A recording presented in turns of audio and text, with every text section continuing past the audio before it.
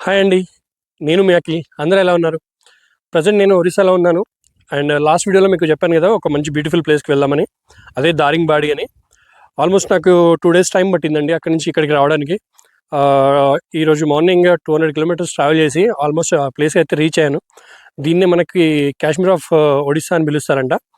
And వస్తున్న దారిలో మామూలుగా అంతా నార్మల్‌గానే ఉంది. బట్ ఇక్కడికి వచ్చేసరికి మనకు ఆల్మోస్ట్ ఎంటర్ అయ్యాం ఈ ప్లేస్‌కి. ఒక్కసారి చూపిస్తా చూడండి.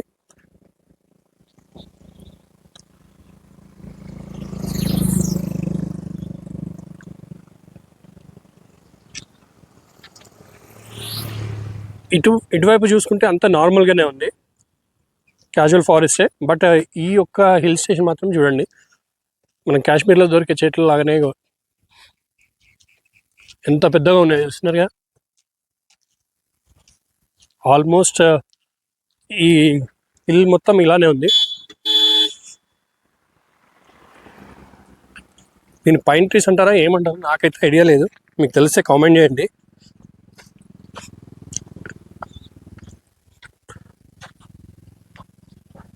ఆల్మోస్ట్ ఒక్కొక్కటి ఎంత హైట్ ఉందో చూడండి,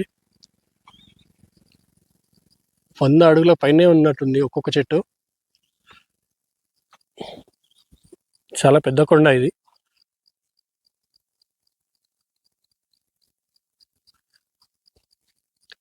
ఈ చెట్లు ఓన్లీ ఇక్కడ ఇక్కడ మాత్రమే ఉన్నాయి, ఇటు సైడ్ ఎక్కడ చూసుకున్నా ఇటైతే లేవు. అందుకే దీన్ని ఇంకా ముందు చాలా మంచి ప్లేసెస్ ఉంటాయంట, పదండి వెళ్ళి చూద్దాం. అండ్ లాస్ట్ వీడియోలో చెప్పాను కదా, నెక్స్ట్ ఒక మంచి బ్యూటిఫుల్ ప్లేస్కి వెళ్దామని. అదే ప్లేస్ పేరు వచ్చేసి దారింగ్బాడి. దీన్నే కాశ్మీర్ ఆఫ్ ఒడిస్సా అని పిలుస్తారంట. అండ్ ఈరోజు ఉదయం బయలుదేరాను. ఆల్మోస్ట్ ఒక 200 కిలోమీటర్స్ ట్రావెల్ చేశాను ఈ ప్లేస్కి రావడానికి. అండ్ ప్రజెంట్ ఇక్కడికైతే రీచ్ అయ్యాను. ఇదే హిల్ వ్యూ, ఒక్కసారి చూడండి ఎంత బ్యూటిఫుల్గా ఉందో. ఇక్కడ ఏదో పార్క్ అయితే ఉంది చిన్నది, దానికైతే ఇప్పుడు లోపలికి ఎంట్రీ అయితే లేదు.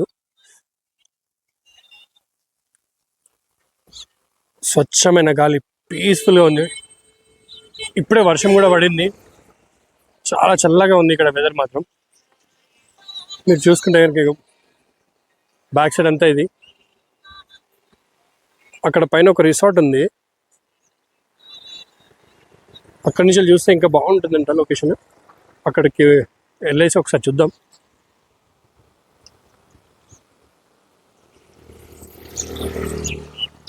ఇది మనం వచ్చిన రోడ్డు.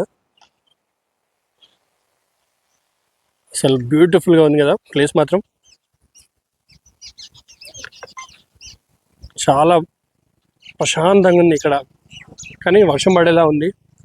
మన బండి అయితే మళ్ళీ లగేజ్ ఉంది, మళ్ళీ తడిస్తే ప్రాబ్లం అవుతుంది. సో ఏదైనా మంచి ప్లేస్ చూసుకోవాలి అండ్ మంచి మంచి లొకేషన్స్ కవర్ చేసుకుంటూ ముందుకైతే వెళ్ళాలి. ఆల్మోస్ట్ టైం వచ్చేసి 4:30 అవుతుంది.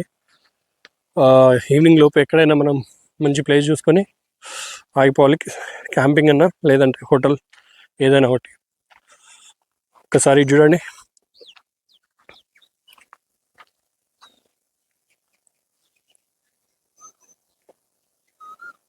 ఎంత బాగుందో కదా అసలు.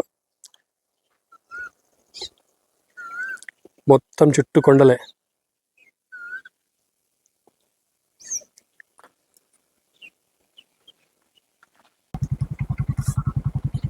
ఇక్కడైతే ఒకటి హోటల్ ఉంది, హిల్ వ్యూ పార్క్ దారింగ్బాడి అని. మీకు కావాలంటే రిసార్ట్స్ కూడా అవైలబుల్గా ఉన్నాయి ఇక్కడ.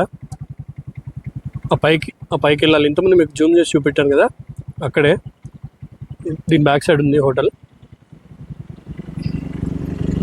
దారింగ్బాడి విలేజ్ వచ్చేసి ఇంకో 2 కిలోమీటర్స్ ఉంది.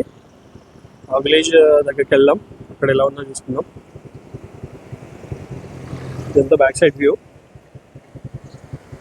ఇక్కడ పైకైతే వెళ్ళట్లేదు, వర్షం పడేలా ఉంది, అందుకనే తొందరగా వెళ్తున్నాను. ఫైనల్గా హోటల్కి అయితే వచ్చేసా. నా హోటల్ రూమ్ చూపిస్తాను చూడండి. ఇది మన లగేజ్, బెడ్, ఇది వాష్రూమ్.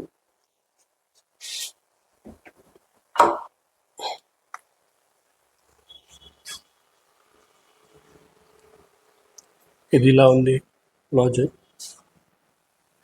ఈ రూమ్కి ఎంత పే చేయవచ్చో మీరు చెప్పండి.